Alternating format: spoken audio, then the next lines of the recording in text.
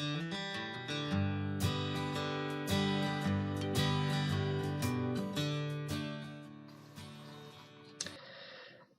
días, siempre con el deseo de que estén bien. En esta ocasión para continuar con lo prometido. En nuestra última presentación estuvimos compartiendo algunas cuestiones vinculadas a la persona en el derecho romano, a lo que nosotros identificamos como sujeto de derecho, básicamente a la persona humana, y allí habíamos establecido, entre otras cuestiones, que podía analizarse jurídicamente este fenómeno, esta institución, vislumbrando tres dimensiones o estados que la persona podía ostentar o no, y en su caso entonces obtener las conclusiones al respecto. Por un lado el status libertatis, por el otro lado el status civitatis, recordarán, y finalmente el status familiar, es decir, las condiciones de la persona en el grupo familiar, su condición jurídica, por tanto sus derechos y deberes, sus roles. Y esto abre un poco la puerta para iniciar el camino del tema de hoy. Esto es instituciones jurídico-familiares en el derecho romano. Verdaderamente la familia es un grupo social que probablemente de los más antiguos en la historia del derecho, ¿verdad? Todas las culturas conocieron formas de organización, formas de convivencia, que definieron de algún modo, más allá de la denominación que en cada caso encontremos, como familia, donde se determinaron distintos grupos de lazos o parentescos que identificaban a los miembros de esos grupos de familia. De hecho, la familia sigue siendo un fenómeno absolutamente dinámico y hoy también podemos ver cómo no es lo mismo la familia grande, tal vez de la época de nuestros abuelos, que la idea de las familias nucleares actuales o las familias ensambladas, en fin, o distintos tipos de consideraciones respecto a los grupos de familia. En Roma, por supuesto que esto también fue así, y a lo largo de su rica historia temporal y jurídica, es decir, atravesando las distintas etapas del derecho romano, que también hemos mencionado en otra ocasión, el derecho quiritario, el derecho de gentes, el derecho romano-helénico, vemos que la institución familiar también va sufriendo cambios sensibles y sustanciales. Inicialmente diremos que, analizando el estatus familiar, entonces, nos encontramos en el seno de la familia, o gens romana, gens, nombre con el que habitualmente se identifica la idea de familia en Roma. Nos encontramos con dos característicos roles o estatus o grupos. Por un lado, con la expresión sui iuris, se identifica el que reúne o concentra la máxima capacidad jurídico-familiar, que es el llamado pater familia, ¿no? Expresión mucho más común seguramente para la mayoría de nosotros. El que no reconoce ninguna otra potestad familiar por encima de la de él, ¿no? Una suerte de soberanía familiar. Sui iuris, entonces. Y por el otro lado, es decir, al resto del grupo de la familia, a todos los demás integrantes de ese grupo familiar, los podemos identificar genéricamente con la expresión alieni iuris, es decir, los alienados del pater, los que dependen de la autoridad jurídica y política, familiar, del pater familia.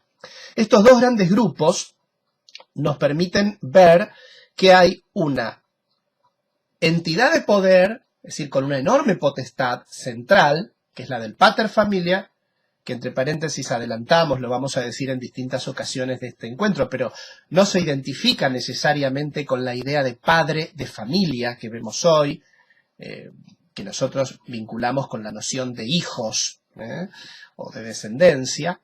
El pater familia romano puede tenerlos o no, pero lo que tiene es que es la cabeza de un grupo de personas ligadas por lazos de parentesco, que ya veremos cómo se identifican, y que dan lugar a este instituto, a esta institución que llamamos familia. Entonces, por un lado, el sui iuris, que es una entidad de poder, el pater, que tiene potestades muy amplias, que de nuevo van a ser muy significativas, muy fuertes, estas potestades en los inicios del derecho quiritario, y que con el tiempo van a ir mermando, van a ir siendo controladas, limitadas, sobre todo a medida que el Estado romano vaya creciendo también en potestades e intervenciones en el derecho civil y por lo tanto en el derecho de familia. Los alieni iuris por el otro lado, es decir, el resto del grupo, que podrían ser desde la esposa del pater familias si la tuviese, para abajo todos,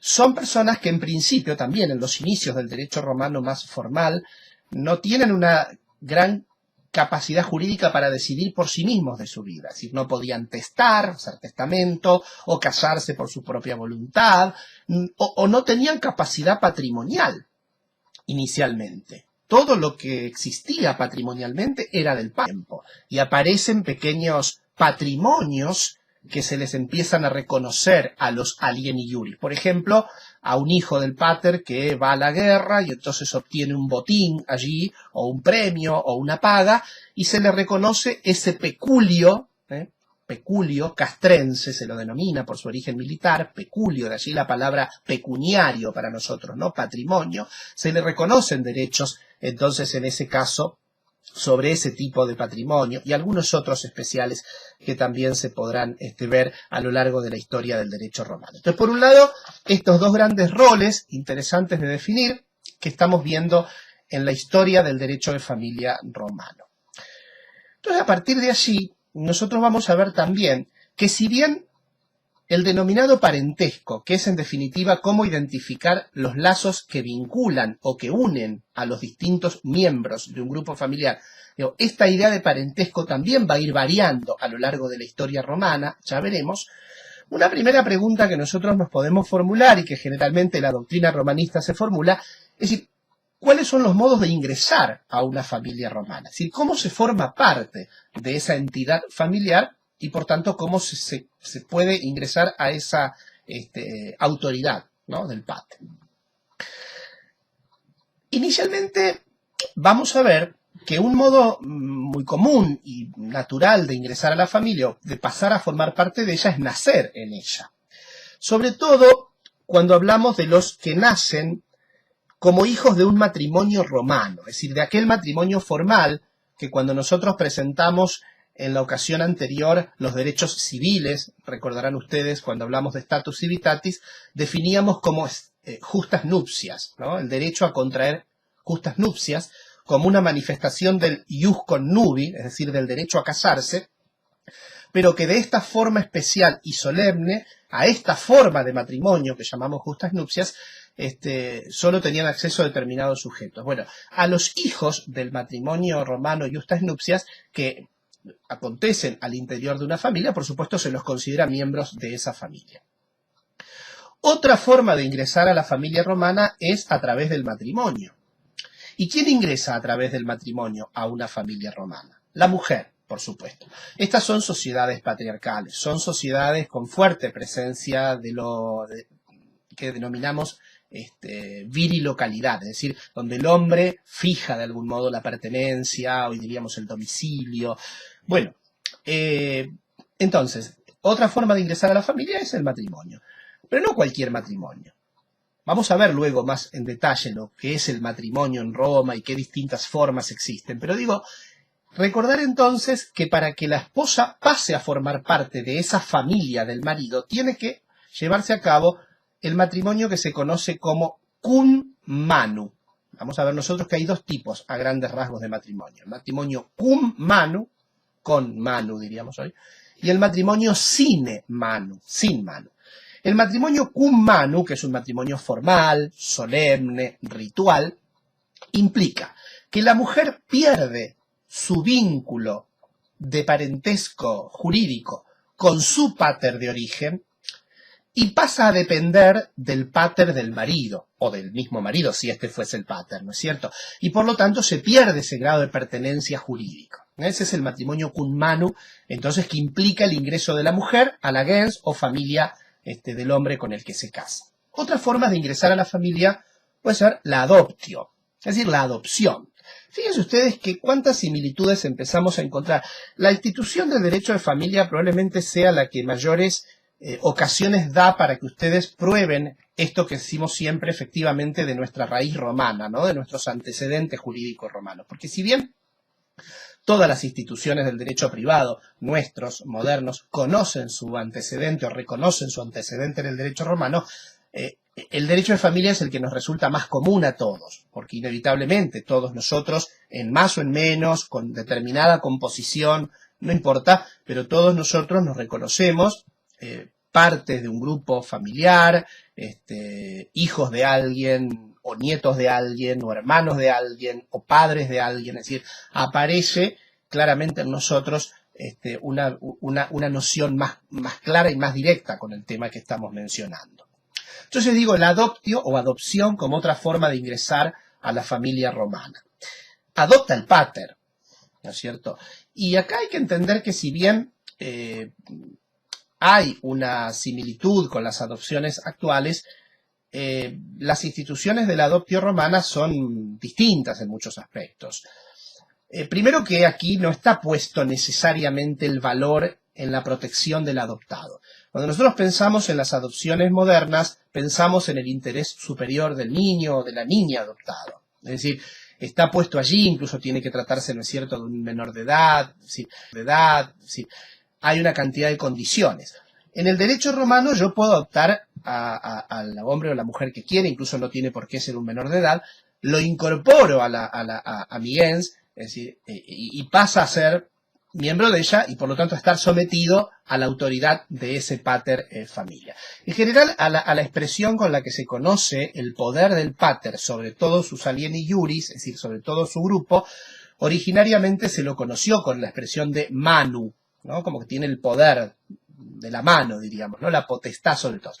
Luego, con el tiempo, esa expresión fue derivando en otras, y la expresión manu se conservó para la esposa, es decir, para el poder sobre la esposa, para definir la potestad del pater sobre los demás miembros del grupo que fuesen sus descendientes, se acuñó la expresión patria potestas. Fíjense ustedes, nuestra patria potestad, hoy ya no así, derogada por el nuevo Código Civil argentino, pero hasta el 2015 hablamos de patria potestad en la Argentina, ¿no? La que tenían los padres sobre sus hijos. Hoy hablamos de responsabilidad parental.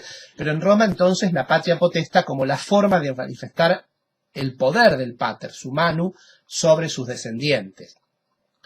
Y como la idea de familia romana no era solo el grupo de personas, sino que se entendía como familia a todas las personas sometidas al pater, es decir, a su poder y potestad, pero también a las cosas, dentro de ellas, por ejemplo, los esclavos o los animales, a esa relación de poder sobre ese tipo de objetos se la definió como dominium, ¿no? De allí nosotros podemos vislumbrar las palabras dominio, dueño o dominación.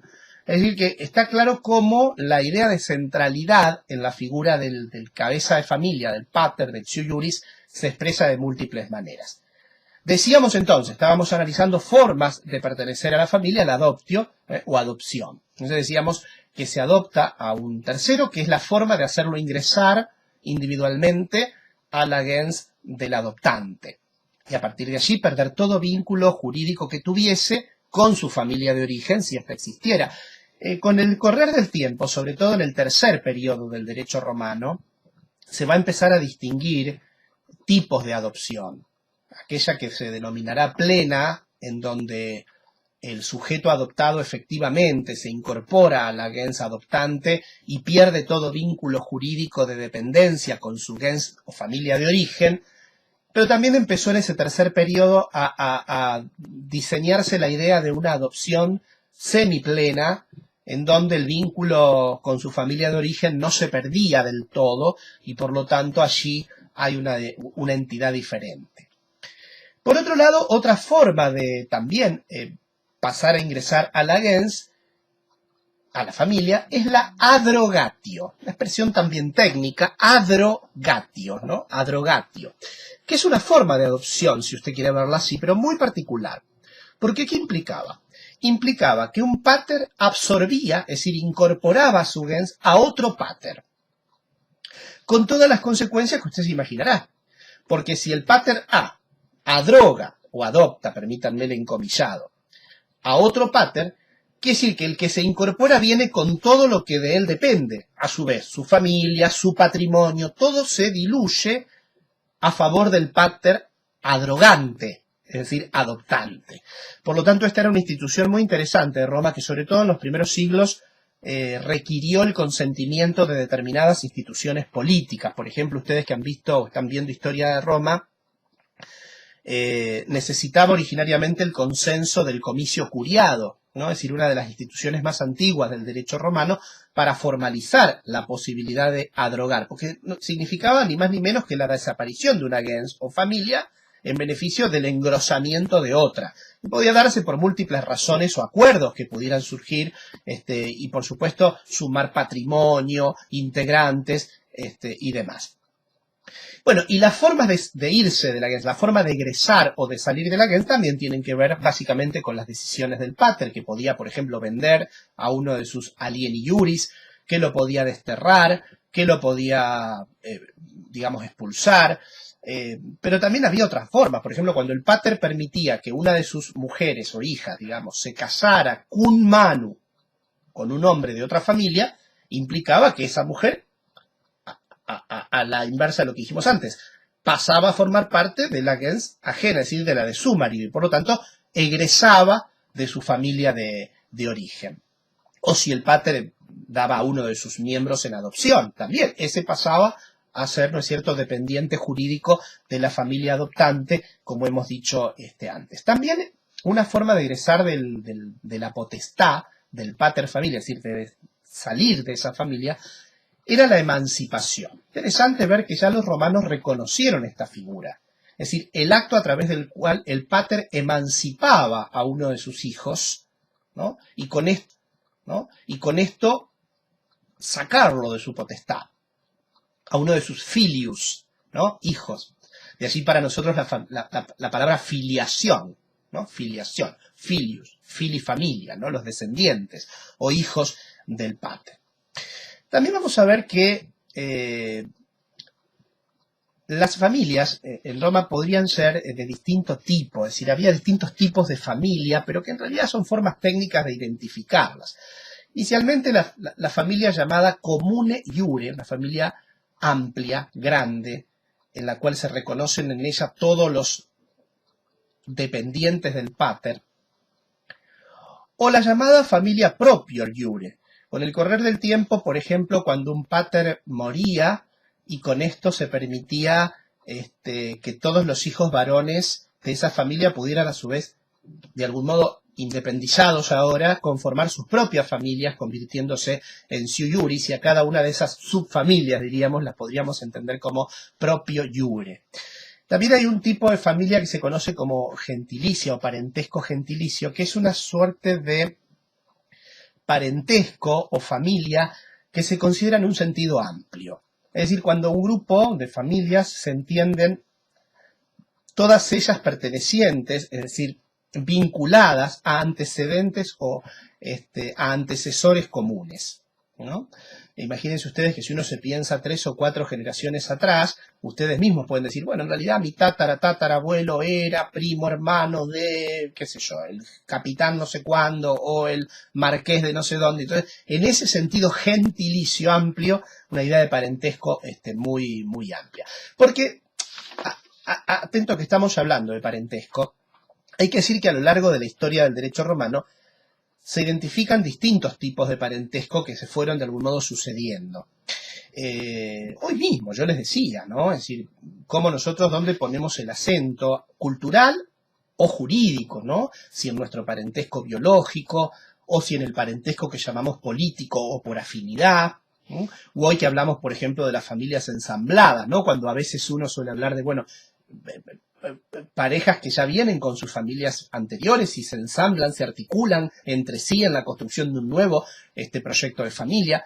Bueno, la idea originaria de parentesco, que en última instancia, si yo tuviese que pensar un concepto no técnico, podríamos decir parentesco entendido como los lazos que se suponen son los que integran o vinculan a los miembros de un mismo grupo para ser considerados familia. El grupo de parentesco más tradicional y antiguo, y que durante mucho tiempo, prácticamente hasta el origen del imperio, por lo menos, y algunos siglos más, identificó a la familia romana, es el parentesco agnaticio. Es un parentesco que está directamente identificado como un vínculo de poder, el que ejerce el pater sobre el resto de los miembros del grupo. No hay aquí una consideración de vínculo biológico o de sangre necesariamente, sino que es un vínculo de poder. Un vínculo de poder que, bueno, luego podrá incluir a personas que están o no relacionadas sanguíneamente con el pater, pero que no es allí el acento, no está puesto allí o no es esto lo que importa centralmente. Con el tiempo sí podemos hablar del llamado vínculo de sangre como forma de entender el parentesco, y esto en un tiempo muy tardío de Roma pasó a ser la centralidad, y ese es el vínculo de sangre. A ver, existieron siempre. El tema es dónde pone el derecho el acento. Si el acento jurídico está puesto en parientes entendidos como sometidos al poder de un pater, o si entendemos como que el derecho debe atender a los parientes entendidos como relacionados entre sí por vía sanguínea. A los vinculados sanguíneamente a ese tipo de parentesco se lo conoce como cognatio. Cognatio. La otra era la agnatio, esta es la cognatio. Y otro tipo de parentesco que tiene pocos efectos jurídicos en el derecho romano, pero tiene algunos, por ejemplo, vinculados a si pueden generar impedimentos para poder casarse entre sí, los que tienen este tipo de parentesco, es el llamado parentesco por afinidad, o lo que yo les decía también, parentesco político. Esto también lo vemos hoy. Por ejemplo, si, Esteban se casa con Graciela, uno dice que las familias de Esteban y Graciela pasan a ser parientes políticos, ¿no es cierto? Es decir, por afinidad, decimos nosotros, en ese sentido. Al hablar de filiación, es decir, al hablar de descendencia, de los hijos como miembros de una familia, el derecho romano distingue, y esto es interesante también porque durante mucho tiempo el derecho moderno se hizo eco de esta distinción. Debemos decir, por suerte superado esto, pero durante mucho tiempo el derecho argentino, hasta no hace muchos años, estableció también distinciones respecto al origen de las personas. Entonces, para el derecho romano, por un lado, el peso de la palabra todavía para nosotros tiene un sentido de positivo, ¿no? Es decir, es mejor la legitimidad. Una afiliación legítima entendida esta como la que se obtiene por ser hijo de un matrimonio, de nuevo, en justas nupcias, es decir, un matrimonio formal, un matrimonio del derecho romano. Esos son los únicos descendientes, filius, es decir, los que ostentan una filiación legítima. Todos los demás hijos que no resulten, es decir, personas que no resulten nacidas de un matrimonio de este tipo, van a ser considerados ilegítimos. Por supuesto, con distintos, a su vez, subtipos. Por un lado, se tiende a los llamados a los ilegítimos naturales, que son a los que nacen de relaciones concubinarias, el concubinato, expresión que también nosotros todavía mantenemos, aunque en realidad en el nuevo derecho a partir del Código Civil y Comercial es una figura que se le ha reemplazado por la idea de unión convivencial. Pero entonces a los hijos de un concubinato. Por otro lado, la filiación ilegítima, también conocida como adulterina. Esta es una expresión, como ven ustedes, muy peyorativa suena, ¿no? ¿A qué alude? Alude a que uno de los padres en realidad está casado con otra persona. Entonces ahí habla de adulterio y el hijo, como consecuencia, asume para el derecho romano esa condición de filiación ilegítima adulterina. Podría ser también una filiación ilegítima incestuosa, cuando alguno de los dos progenitores hubiese sido un religioso, por ejemplo, que hubiese hecho un voto de castidad. Imagínense un sacerdote para nosotros hoy, por ejemplo, o una monja, podríamos decir. En el derecho romano también existió esto. Primero por el politeísmo y sus múltiples cultos, por ejemplo el de las vírgenes vestales, justamente esta expresión aludía al no casarse y al no tener hijos, y por el otro lado, después de la influencia del cristianismo, ¿no es cierto?, cuando el Imperio Romano de algún modo se convierte al cristianismo, bueno, también esta prohibición para los sacerdotes cristianos. Y por otro lado también aparece este tipo de, porque no recuerdo si dije el concepto concreto, a estos hijos de personas que habían hecho voto de castidad, que eran sacerdotes o miembros del templo de la religión, a estos ilegítimos se los conoce como sacrílegos. A los incestuosos, que me parece que los mencioné antes en este sentido, es a los que resultan ser hijos de parientes entre sí. de aquellos que no podrían haberse sido legítimamente quienes engendraran a ese sujeto. Entonces, sacrílegos para los hijos de quienes habían hecho votos de castidad, por ejemplo, religiosa, e incestuosos para los que nacen de una unión entre parientes no legitimados a tener esa unión. Y luego estaba también la llamada filiación ilegítima del pueblo, es decir, aquello que una mujer no podía dar certeza de quién era el padre, ¿no? Generalmente utilizado para mujeres que se consideraban en Roma de mala fama, como prostitutas, etcétera, y entonces a esos hijos, que eran ilegítimos claramente, porque no había allí un matrimonio formal, mucho menos la posibilidad de identificar al padre, entonces se los definía de ese modo. Como ven ustedes, las instituciones familiares, tanto la de la cabeza de grupo familiar como la de los miembros que pueden integrarse a ese grupo, la filiación, esto es para con los descendientes, y el matrimonio, al que le dedicaremos unos minutos ahora, eran instituciones absolutamente importantes.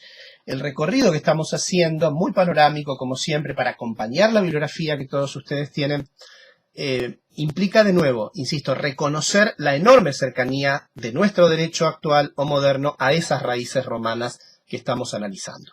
Respecto al matrimonio en Roma, en todas sus etapas del derecho, tenemos que pensar en la unión de dos personas, varón y mujer. Por supuesto, un matrimonio en este sentido, con personas de distinto sexo, que tuviesen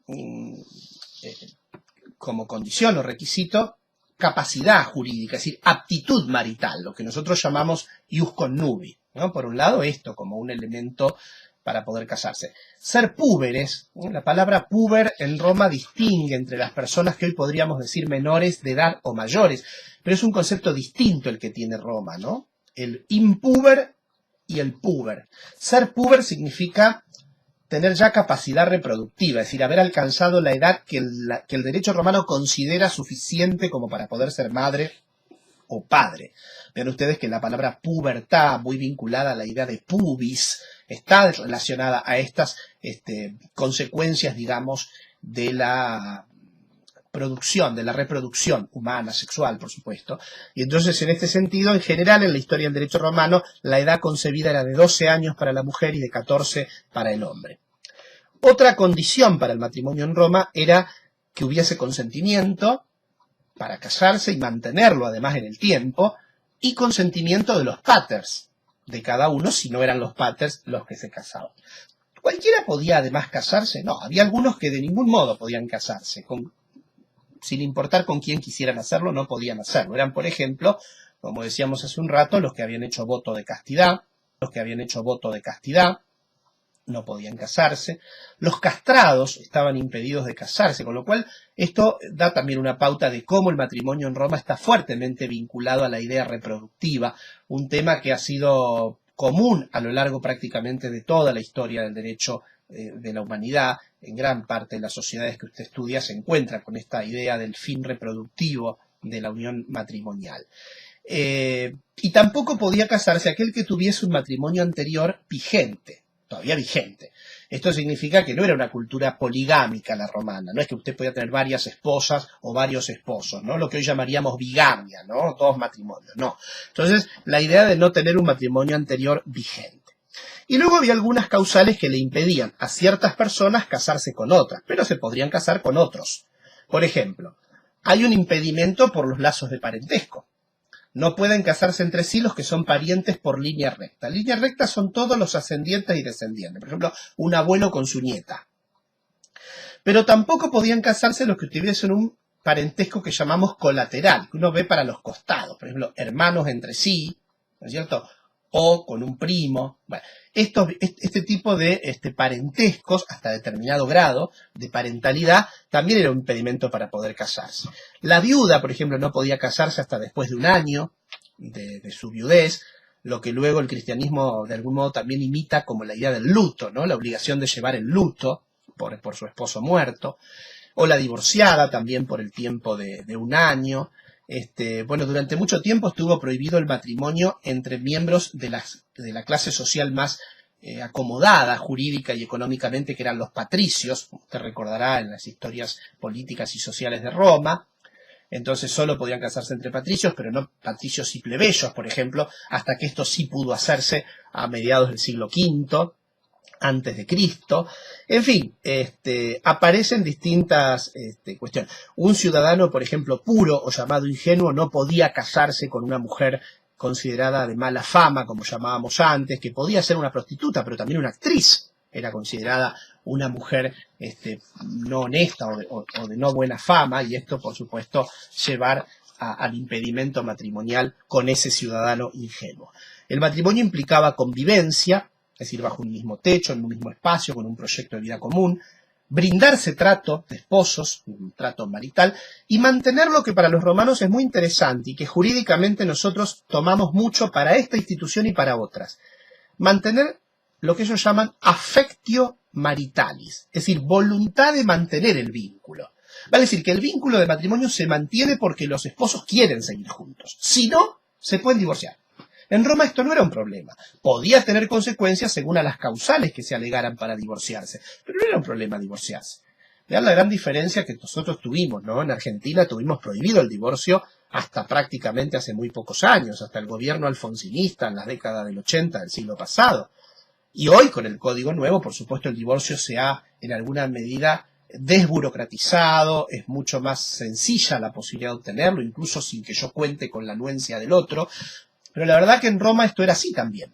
Es cierto que en la última etapa del derecho romano, con la influencia del cristianismo, el divorcio se vio también intervenido y relativamente impedido. Pero la cultura romana fue, en algún punto podemos decir, una cultura divorcista en el sentido de no poner impedimentos a que la desaparición del affectio maritali podía ser una causal de la disolución del matrimonio perfectamente lícita. Como también puede haber causales unilaterales, es decir, alegadas por la propia mujer o del marido que alegaba causales por las cuales repudiaba o se divorciaba de su mujer. Y el matrimonio en Roma podía ser, lo dijimos al inicio de esta presentación que ya vamos culminando, podía ser cum manu o sine manu. El matrimonio cum manu es ese matrimonio formal del derecho romano, el de las justas nupcias, que implicaba la incorporación de la esposa, como dijimos, a la familia o gens del marido y la pérdida de su relación jurídica de sometimiento con su pater de origen. Y por lo tanto, esto implicaba también consecuencias patrimoniales, porque a partir de allí el patrimonio de la mujer casada por esta vía pasaba a la familia del marido.